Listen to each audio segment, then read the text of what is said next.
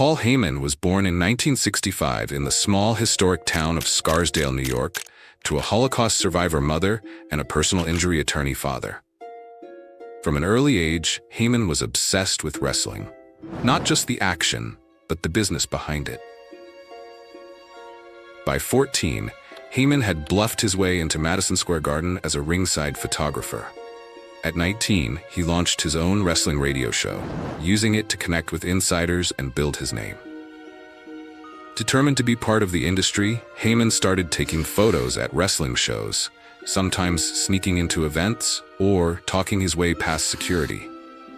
He'd sell his pictures to magazines and use the access to network with promoters, managers, and talent. It wasn't glamorous, but it gave him a front row seat to the inner workings of the wrestling world. But Heyman wasn't just a fan. He was a student of the game. He studied production, marketing, and promotion with the intensity of someone who knew he didn't just want to be around wrestling.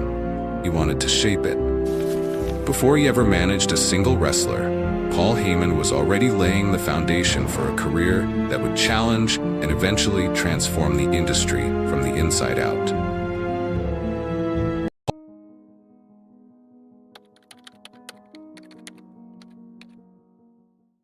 By the early 90s, Paul Heyman had made a name for himself behind the scenes, but he was looking for something more.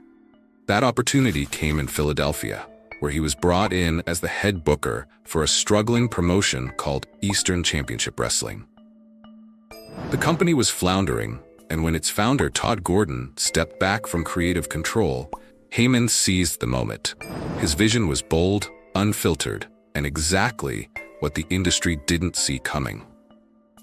Heyman didn't just rebrand it, he rebuilt it from the ground up. He stripped away the cartoonish gimmicks of mainstream wrestling and gave fans something raw, real, and rebellious. Out went the polished production. In came blood, barbed wire, and brutal honesty. ECW, Extreme Championship Wrestling, was born. Heyman gave a voice to the outcasts. He pushed wrestlers like Taz, Sabu, and the Sandman, who didn't fit the mold elsewhere but thrived under his chaotic vision. Promos were unscripted, matches were unpredictable, and the fans, they were rabidly loyal. ECW didn't just break the rules, it rewrote them. And at the center of it all was Paul Heyman, the mad genius pulling every string. ECW may have started as the rebellious underdog, but under Paul Heyman's direction, it became a movement. The promotion didn't just entertain, it influenced the entire wrestling landscape. WWE and WCW began borrowing ECW's edgier style, faster pace, and more realistic storytelling. In many ways, ECW was the blueprint for the Attitude Era. But behind the curtain, things weren't as revolutionary. ECW was constantly fighting to stay afloat. Heyman was juggling TV deals, production costs, and unpaid talent, all while trying to compete with billion-dollar giants.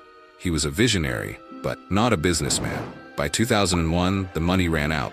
ECW filed for bankruptcy, and Heyman quietly walked away, later showing up on WWE commentary just months before Vince McMahon purchased the company's assets. ECW was dead, but its legacy was undeniable, and it had forever changed professional wrestling.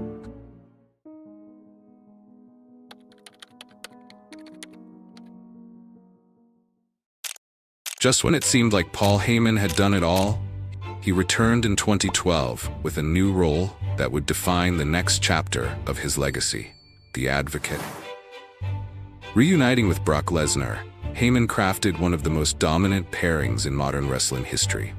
With Lesnar as the unstoppable force and Heyman as the voice, the duo tore through WWE's main event scene, breaking The Undertaker's legendary WrestleMania streak and redefining what dominance looked like.